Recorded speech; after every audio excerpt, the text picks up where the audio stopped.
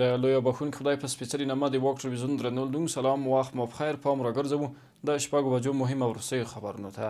د راپورونو له مخې ټاکل شوي چې روان اونۍ د سې شنبې په ورځ د امریکا نیویارک ښار کې د ملګرو ملتونو سازمان 9مه کلنۍ غونډه جوړه شي. د معلوماتو له مخې د ملګرو ملتونو دغه کلنۍ غونډه به د روانې سپټمبر میاشتې په 24مه پیل او تر 30مې دوام وکړي. غزه او اوکراین کې د روانو جګړو په څیر د سترو نړیوالو ننګونو ترڅنګ به د افغانستان مسله هم د ملګرو ملتونو سازمان د غړو هیوادونو د کلنۍ غونډې د بحث وړ موضوع وسی. بلخوا د ملګرو ملتونو د خوړو او کرنې سازمان وایي دغه ادارې په افغانستان کې د 2024 کال تر پایه 15.8 میلیونه کروندګرو ته د تخمونو با کیفیته تخم او کیمیاوي سرې ویشي.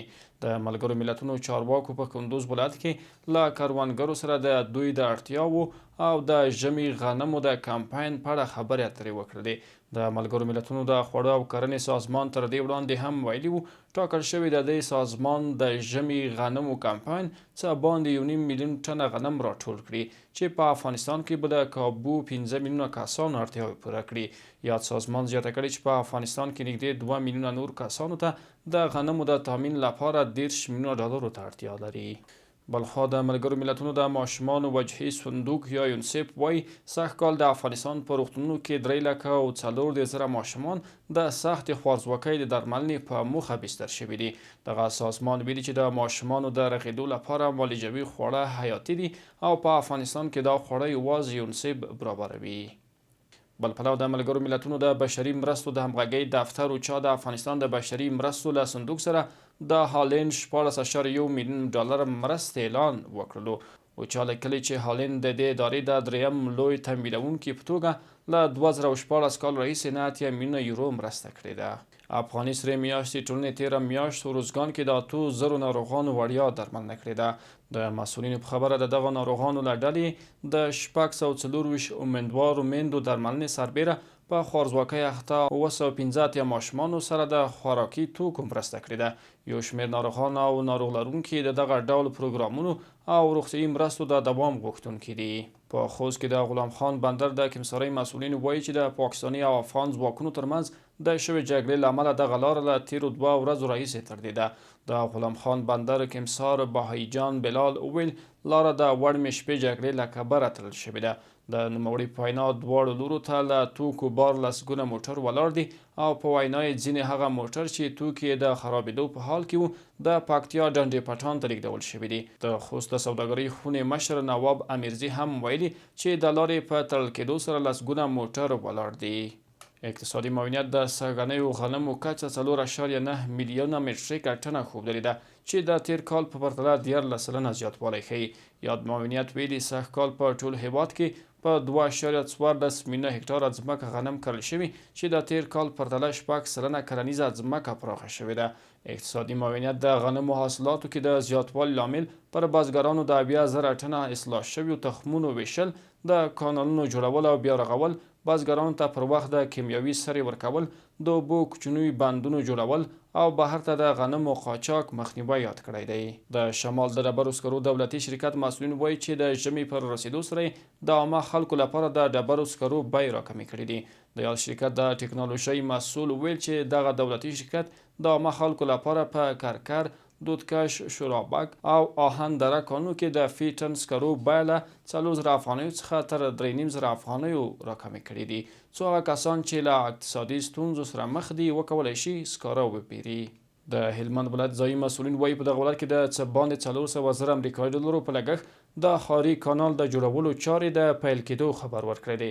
د یاد ولایت د سیندیزې حوزې رئیس یعقوب قایم ویلي چې د یاد ولایت د مرکز لښکرګاه ښار د بوسکالا په سیمه کې د ښاروالۍ ریاست په مالي ملاتړ د 400,640 امریکایي ډالرو په لګښت د ښاري کانال او د هلمند د سیند په غاړه د تحکیماتي دیوال د جوړولو چارې پیل شوي دي.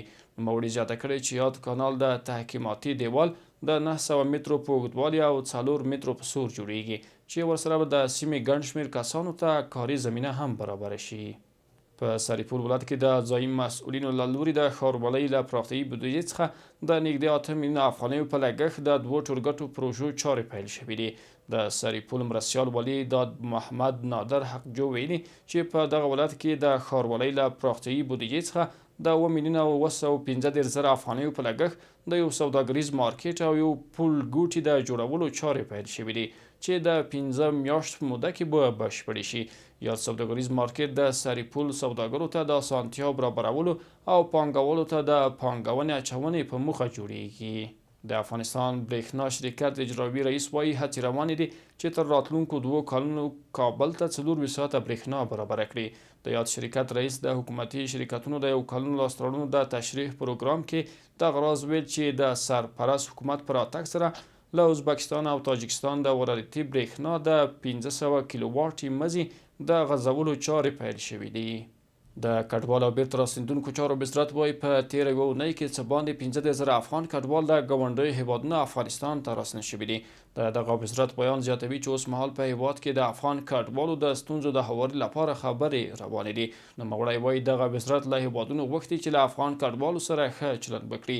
یو شمېر افغان کډوال په ګاونډیو هیوادونو کې له شته ننګونو شکایت کوي او له سرپرست حکومت د دغه ستونزو د هواري غوښتنه کوي. له هیواده بهر دا چې ایراني رسنۍ وایي تېره شپه ناوخته دغه هیواد د خراسان ولایت د ډبرو سکرو په یو کان کې د ګاز د چاودنې له امله 10 کسان مړه شوي او 19 نور ټپیان دي. ویل کېږي په دغه کان کې 9 شپېته تنو کار کوو چې پاتې نور کسان لا ورک دي. د ایران خبري رسنۍ اسنا نن په خپل ویبپاڼه د ایران خراسان ولایت د سرې میاشتې د مشر له قوله لیکلي چې تېره شپه ناوخته د دغه هیواد په خراسان ولایت کې د ډبرو سکرو په کان کې د ګاز د چاودنې له امله 10 تنه مړه او 19 ټپیان شوي دي. او وروستی خبر مې دا چې د لبنان حزب الله ډلې د ټلګرام په پوسټ کې خبر ورکړی چې نن سهار وختي د رامات ډیوډ په نوم د اسرائیلو یوه مهمه هوایي پوځي اډه د لسګونه توغندیو پر مټ ویشتلې ده. پیغام کې راغلی چې دغې هډې څخه په غزه او لبنان کې د هوایي بریدونو لپاره کار اخیستل کېدو چې ښایي دغه بریدونو مالي او ځاني زیانونه هم اړولي وي. دا د هیواد سیمې نړۍ مهم موروثي خبرونه تر بیا ښې جارې.